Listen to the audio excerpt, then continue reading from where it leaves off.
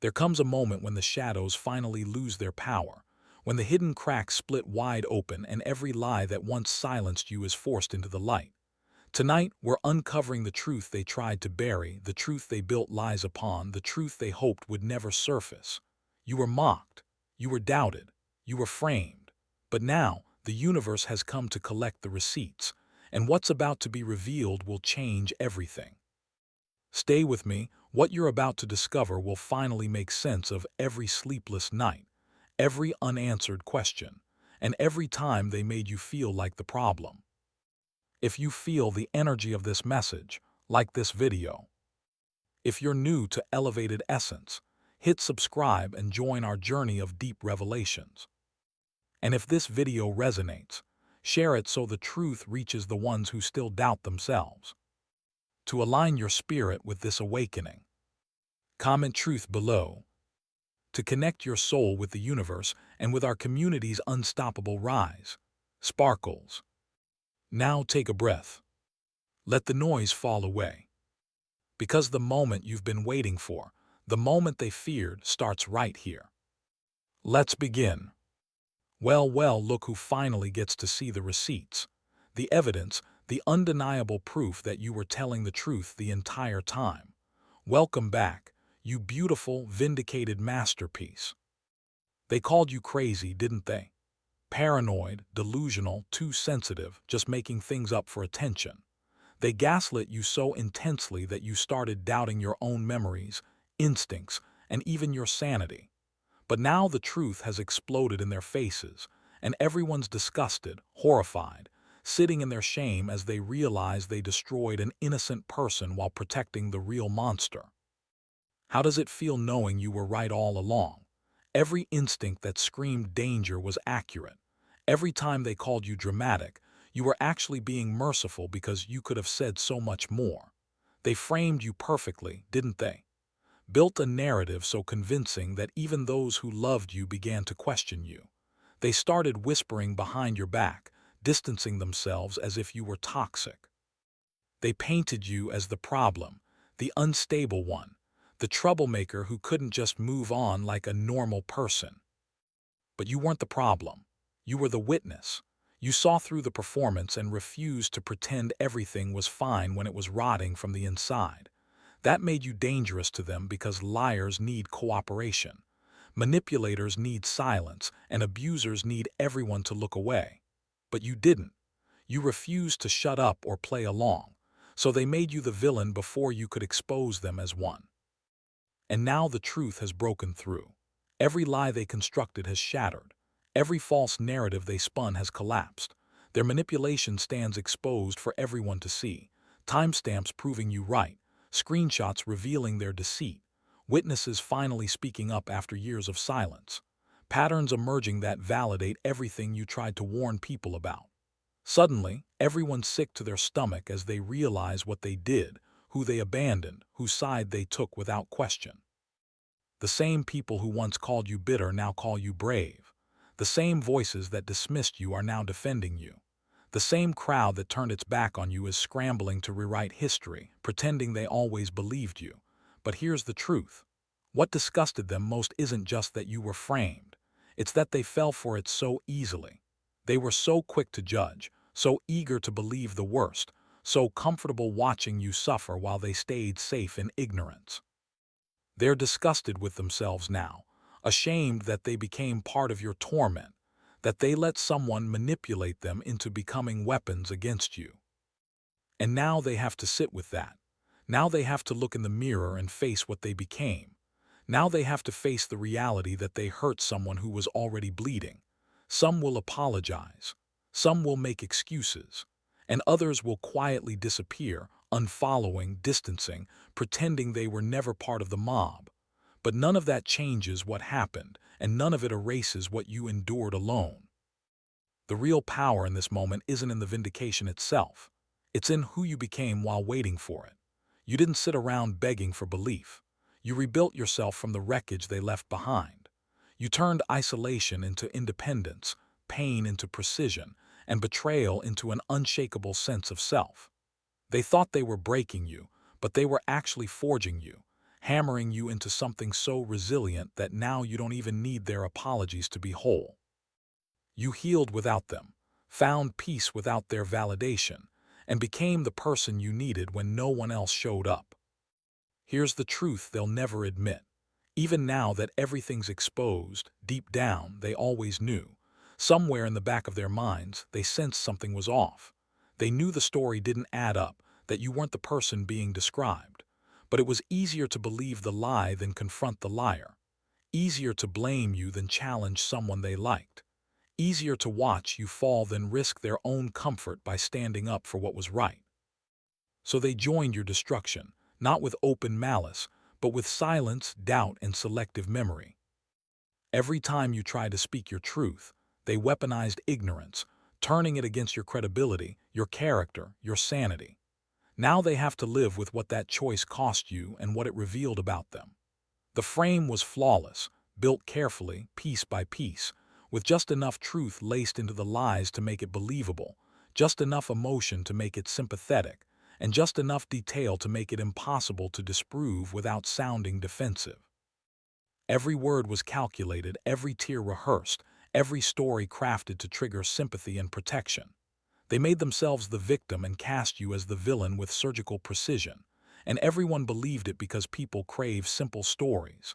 They want clear heroes and obvious monsters. They want to think they can recognize evil when they see it. But evil does not come with warning signs. It hides behind the face of the hurt, the wounded, the misunderstood. And it points at the real victim, screaming monster until everyone sees fangs where there is only exhaustion and survival. You tried to defend yourself, but every defense sounded like an excuse, every explanation like a justification, every attempt to tell your side made you look more guilty. Because that is how framing works. That is how gaslighting functions on a mass scale. They set the narrative, and anything you said to contradict it only reinforced their illusion. Eventually, you stopped trying. You stopped explaining, stopped defending, stopped bleeding for people who wanted your silence more than your truth. You went quiet not out of defeat but out of clarity. You stopped playing their game. You stopped feeding them ammunition. And that silence terrified them because silence meant they no longer had control. Silence meant you were healing. Where they could not monitor or control it, your silence became powerful. The truth did not surface because you convinced anyone or finally found the right words. It came out because lies have expiration dates. Manipulation always leaves evidence, and people who frame others cannot help but repeat their own patterns until someone finally notices. And once one person does, once a single crack appears in the facade, the whole structure collapses. Suddenly, everyone sees what was always there. The truth did not change. It was the truth all along. The only difference is that now people are finally willing to look at it, finally brave enough to admit they were wrong, finally disgusted enough with themselves to feel something resembling remorse. And you get to watch it happen. You get to see the narrative flip in real time. The same people who abandoned you now scrambling to distance themselves from the one who framed you. But let us be honest, as satisfying as this vindication might feel, it does not undo what you went through. It does not give back the time you lost, heal the damage to your mental health, or restore your faith in people. You spent months, maybe years, being treated like you were toxic, dangerous, someone to be avoided and whispered about. You replayed conversations over and over, questioned your own memory, wondered if maybe they were right and you really were the problem. You withdrew, not because you stopped caring, but because solitude felt safer than being misunderstood. You stopped sharing your story because every time you did, the looks you got told you they had already made up their minds. That kind of isolation is a psychological torture most will never understand. The slow, silent war of being framed by someone everyone adores while you are the one everyone suspects. And now everyone is disgusted. Everyone is sorry. Everyone suddenly remembers how they always had a bad feeling about the other person. They want to apologize, to say they should have believed you, should have listened. But where were they when you needed them? Where were they when you were screaming into the void, desperate for just one person to give you the benefit of the doubt? They were silent. They were comfortable. They were protecting their peace while you drowned in chaos, and now they want credit for feeling guilty. They want you to comfort them, forgive them, let them become part of your healing arc as if they were not complicit in your destruction. But you do not owe them that comfort. You do not owe them forgiveness, just because the truth finally forced its way through their denial. What they do not understand, and maybe never will, is that you did not survive this to make them feel better about their betrayal. You did not claw your way out of that pit just to hand them redemption. You did it for you. You healed for you. You rebuilt your identity for you. Their regret and their guilt do not change the fact that you did it alone. You were your own witness when no one else would see, your own defender when everyone else accused, your own proof that you were not what they said you were.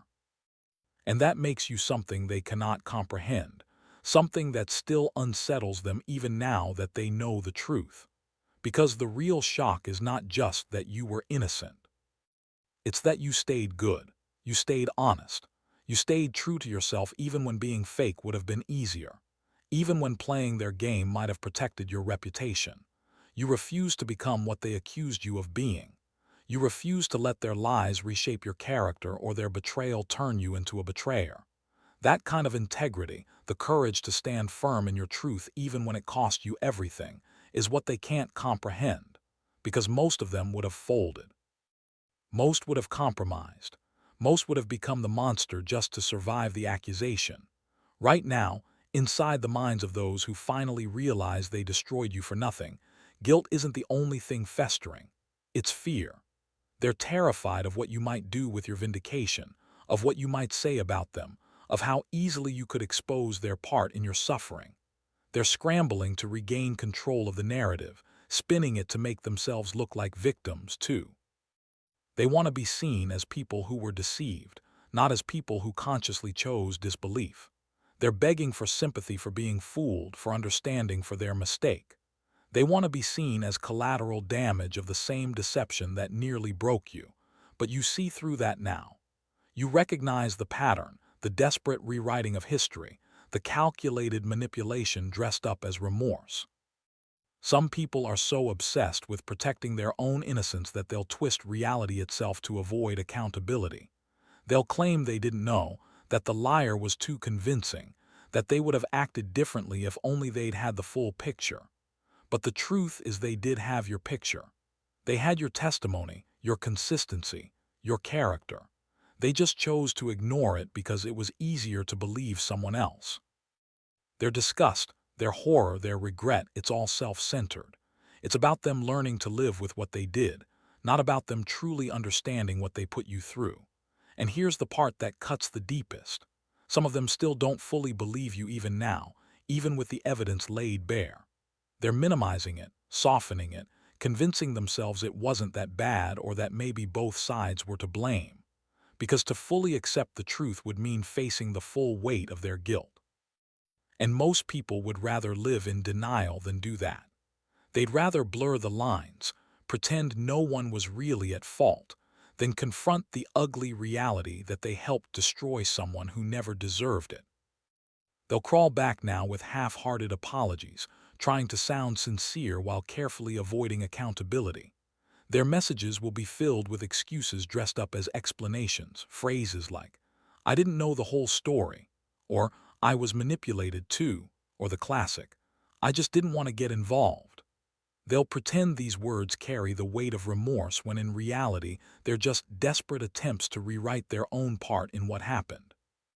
They'll offer you peace without restitution, closure without honesty, forgiveness without reflection.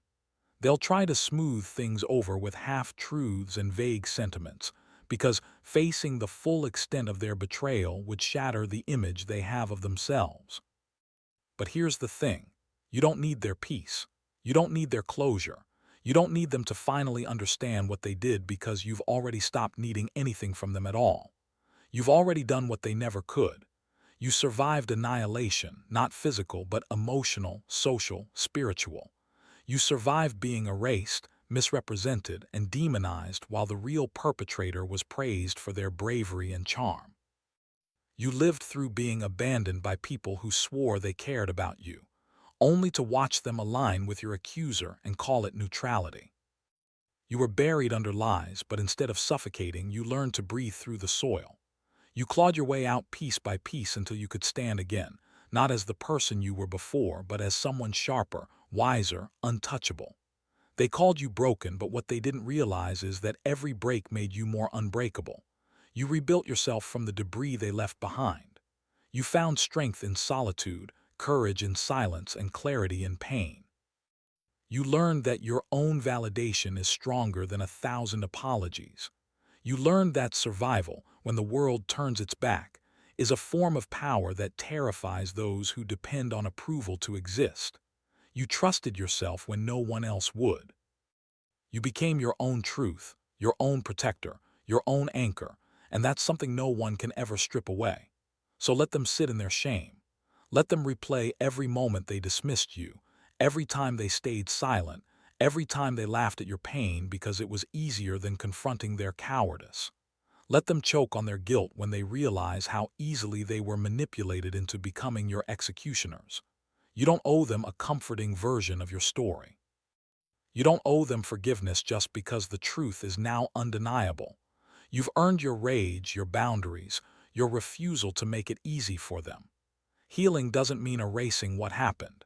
It means integrating it, learning from it, and knowing that some wounds don't need to be forgiven to be closed. Now let's talk about the person who orchestrated it all. The one who built the narrative that almost destroyed you. The architect of deception. The liar who looked you dead in the eye, smiled, and spoke poison so convincingly that even you began to question your own sanity. That person is panicking now. The walls are closing in. They're scrambling behind the scenes, reaching out to anyone who will still listen, spinning new versions of events like a drowning person clawing at the air. They're messaging mutual friends, twisting timelines, inventing motives, trying to reframe themselves as the misunderstood hero of their own downfall. They'll say you are obsessed. They'll say you can't let go. They'll accuse you of trying to ruin them when all you ever did was tell the truth they worked so hard to bury. They're not sorry. They're terrified. Terrified of exposure, of losing control, of having their carefully crafted mask ripped away. Terrified that the sympathy they weaponized for so long is evaporating now that the truth has teeth. Their panic isn't guilt, it's fear of consequence. They don't feel remorse. They feel cornered. And still, unbelievably, some people will defend them. Some people are so emotionally invested in the lie that they can't afford to believe the truth. They'll twist themselves into pretzels trying to justify it, saying the evidence is misinterpreted, or that you're exaggerating, or that it's more complicated than it looks. They'll argue for gray areas that don't exist because admitting the truth means admitting they helped destroy someone innocent. It means facing the fact that they weren't bystanders, they were participants. That's a truth most people simply aren't built to handle, so they choose denial. They cling to the illusion because it's safer than the mirror. They'd rather live in the comfort of confusion than face the discomfort of conscience. They'll keep saying, "It wasn't that bad. Everyone makes mistakes. You need to move on," because that's their way of shrinking the story to fit their guilt. But you know the truth. You lived it. You paid for it. You carry the scars that they only watch from a distance. And while they're busy managing their image, you've already transcended the entire game. You no longer need to convince anyone of who you are because your integrity speaks louder than every lie that tried to bury you. You've already won, not because they apologized, not because the world finally caught up, but because you endured, you evolved, and you stayed you. They'll cling to anything, any excuse, any half-truth, any desperate rationalization just to avoid confronting the one fact that would crush their self-image, that they were manipulated into becoming weapons against someone who never deserved it. They'll say they didn't know, that they got caught up in things, that they meant well but were misled. They'll dissect the situation to death, trying to find loopholes that make their betrayal seem smaller, softer, more understandable. Because if they admit the full truth, if they face what they actually did, they'd have to look straight into the mirror and see not victims of manipulation but accomplices to it. And most people don't have the courage for that. Most would rather twist reality than face the shame of what they became. But truth, real truth, not the kind people spin to protect themselves, has no interest in being convenient. It doesn't need defending or rebranding. It doesn't need you to stand on a soapbox or prove it with passion. It simply is. Solid, unbothered, undeniable. It doesn't panic, doesn't chase, doesn't beg to be seen. Truth just waits, steady as stone, while lies collapse under their own weight. And that's what's happening now. Slowly, relentlessly, the performance falls apart. The inconsistencies surface. The false stories contradict themselves, and the truth, quiet and patient, reclaims its place. That's the beautiful thing about truth. It outlasts everything built on illusion. You don't have to fight for it anymore. You don't have to exhaust yourself trying to convince people who never wanted to see you clearly in the first place. Those still clinging to the lie, protecting the narrative that justified their behavior, they're no longer your problem. They've shown you who they are, and it's not your job to save them from their own cowardice. Let them keep their illusions if that's what they need to sleep at night. Let them drown in their denial while you breathe freely in clarity. Because now you get to decide who belongs in your story, and anyone who preferred a comfortable lie over an uncomfortable truth doesn't deserve a single page in your next chapter. Here's what most people will never grasp. The most devastating part of the manipulation wasn't the rumors or the reputational damage. It was what it did to you inside your own mind. That was the real frame, the masterpiece of deceit. It wasn't just that they lied about what happened. It's that they made you question whether your memories were real, whether your instincts were trustworthy, whether your emotions were valid. They made you doubt yourself so deeply that you started editing your reactions, walking on eggshells inside your own thoughts. They wanted you to believe that the chaos was your fault, that you were unstable, irrational, dramatic. That's the kind of psychological warfare that doesn't just destroy reputations, it fractures identities. Gaslighting at that level doesn't just distort how others see you, it corrodes how you see yourself. It infiltrates the most sacred part of you, your trust in your own mind. You start wondering if your perception of reality can even be trusted. You question your own emotions before you express them. You replay events over and over, analyzing every sentence, every look, every pause until your own certainty feels foreign. That's the kind of invisible wound most people will never understand. Rebuilding from that isn't like healing from ordinary pain. It's reconstruction from the inside out. You had to learn how to believe yourself again, to anchor your reality not in others' opinions but in your own truth. You had to rebuild trust not with the world but with your own instincts. You had to learn that clarity isn't arrogance, that boundaries aren't cruelty, that protecting your peace isn't selfish, it's survival. That's a kind of self-rovery most people will never experience. And because of that, they'll never truly grasp the strength it takes to stand where you stand now. So when people say they're disgusted that this happened, they mean well, but they don't get it. They're disgusted by the event, not by the internal destruction you had to rebuild from. They think your pain ended when the truth came out, when the evidence surfaced, when the apology started trickling in. But that's just the visible layer. They can't see the months or years you spent trying to trust your own mind again. They can't see the nights you stayed awake wondering if you'd ever feel whole again, if you'd ever be able to speak without fear of being dismissed. They'll never understand that the hardest part wasn't being hated. It was being doubted, especially by yourself. That's a form of isolation deeper than loneliness. It's like existing in a fog where you can't tell what's real and the only compass you have left is flickering. It's a betrayal that cuts beyond friendship. It slices into the very foundation of who you thought you were. But you faced it. You faced it when no one believed you, when every voice around you told you to stop talking, to move on, to let it go. You stared into that void of uncertainty and built a new certainty out of it. You became your own witness, your own validator, your own source of truth. And that's what makes you untouchable now. You've earned an unshakable understanding of who you are, what you value, and what you will never again allow.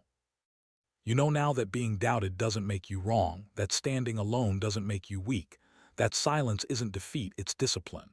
You've learned that your truth doesn't need permission to exist, that your worth isn't measured by who believes you. That kind of clarity is a fortress. That kind of self-trust is armor.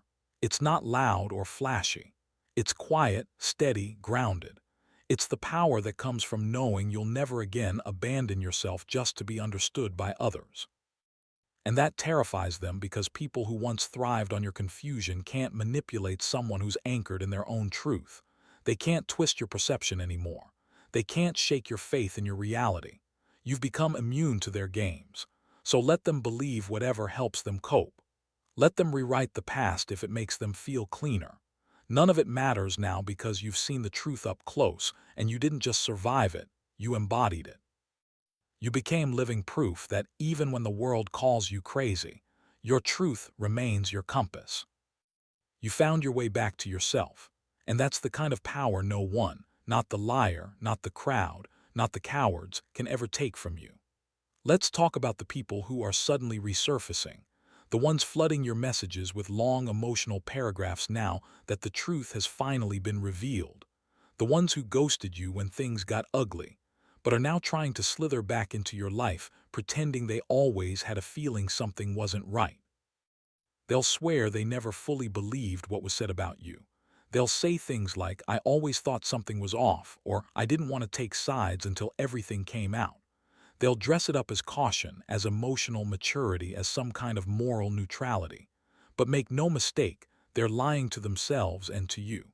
Maybe not out of malice, but definitely out of guilt.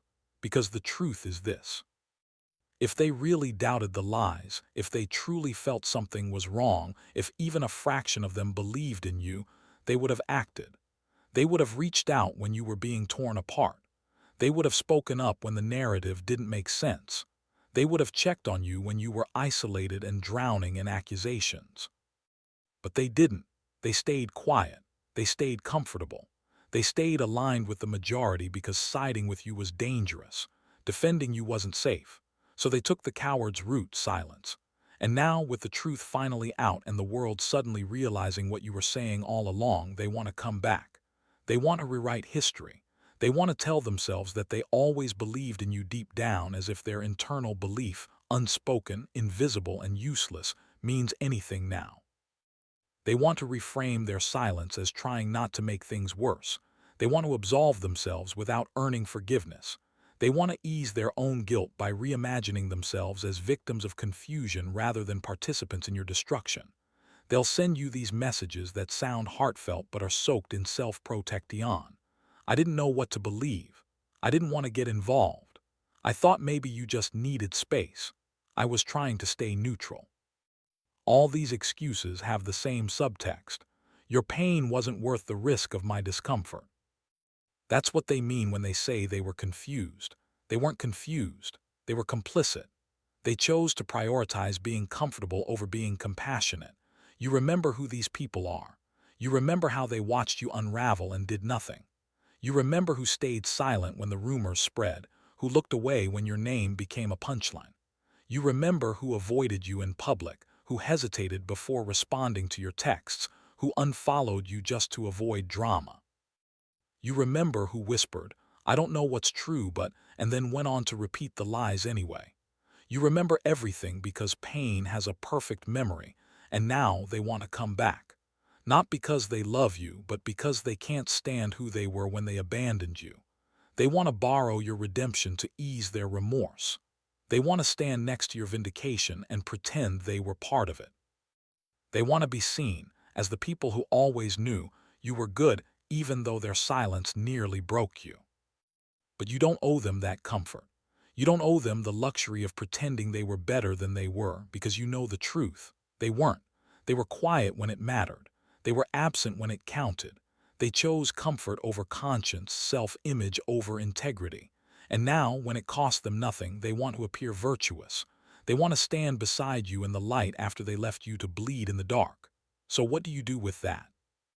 What do you do with the vindication, the disgust, the flood of apologies and "I should have known"?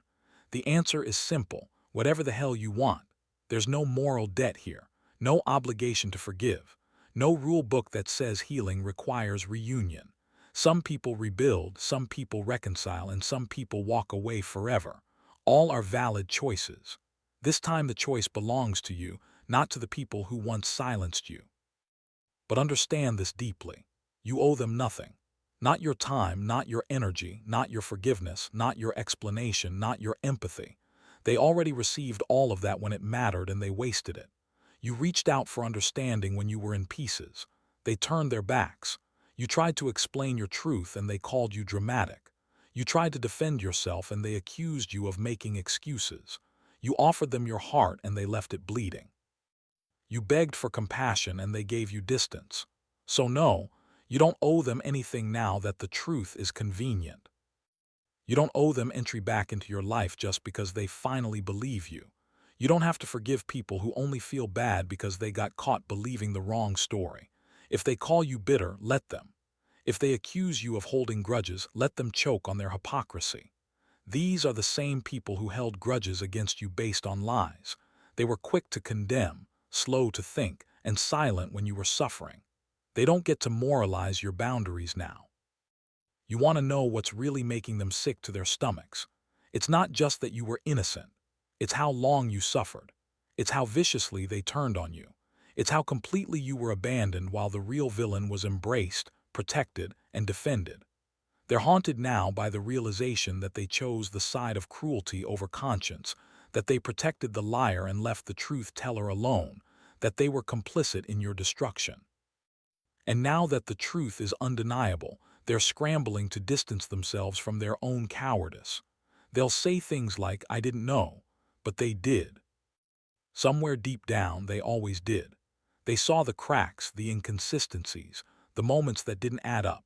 They just didn't want to confront it because confronting it meant admitting they were wrong and worse, that they were part of the problem. And for some people, facing that kind of guilt feels impossible. So they'll keep spinning their own version of events, one where they're not villains, just misinformed, one where they were innocent bystanders instead of silent AC compliques. But you don't have to participate in their revisionist history. You don't have to make space for their self-forgiveness. You've done the hardest thing already. You survived being erased. You endured the humiliation, the loneliness, the nights where you questioned your own sanity. You clawed your way back from the edge without their help, without their belief, without their support. You rebuilt yourself from ashes while they pretended you no longer existed. And now that you've risen, they want to join your victory lap. They want to act like they were part of the climb when they were the ones who stepped on your fingers. But this time, the door stays closed. This time, your peace comes first. You get to decide who earns a seat at your table, and silence during your destruction does not earn a place in your rebuilding. They can keep their guilt, their excuses, their rewritten stories. That's their burden to live with, not yours. Because you've learned something they haven't. Peace doesn't come from forgiving the wrong people. It comes from refusing to let them close enough to hurt you again. You don't need closure from cowards. You don't need apologies from those who only speak when it's safe. You don't need to prove you're over it. You've outgrown them, outlasted them, and outshone them. And that's what truly terrifies them because deep down they know they'll never again have access to the version of you they destroyed. They'll never again be trusted, never again be welcomed, never again be allowed near your peace. You've built a new life from the wreckage they left behind, one they'll only ever get to watch from the outside. That's all for today. Dear Father, I pray for the growth of my faith. Help me trust you even when physical evidence is lacking. Let me believe in your perpetual presence, knowing you will never harm me. I understand that your thoughts for me are thoughts of prosperity and not harm to give me a good future. Thank you, gracious and eternal Father, for always listening to my voice. I offer up this prayer to you in the name of Jesus. Amen. Thank you, Jesus, for your love and provision. I am grateful for your presence in my life and the abundance you bring. If this video resonated with you, please like, subscribe to the channel, and share it with those who need to hear this message. Leave a comment below about your journey and how you are preparing for your own triumphant return. If you'd like to support our work, please consider contributing through Buy Me a Coffee. This helps us continually improve our content to offer you the best. The link to Buy Me a Coffee is in the description. No gift is too small. Whether it's a penny, a prayer, or a share, your generosity helps spread God's word and brings hope to others. Don't stop here. Watch our next video for powerful revelations about the signs that reveal you are the chosen one.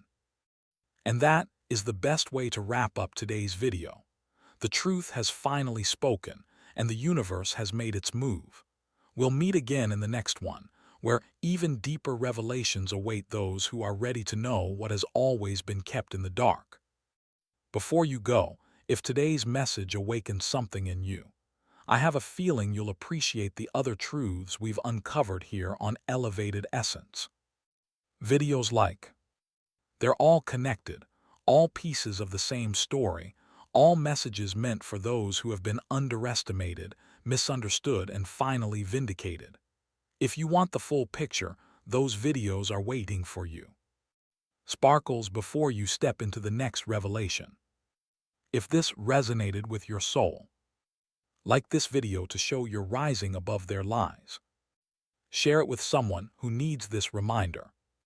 And comment truth below, so your spirit continues to align with this journey of awakening. Your presence here proves you were never wrong. They just weren't ready to face what you saw first. Until the next chapter, stay aware, stay unshakable, and remember, the truth always finds its way back home.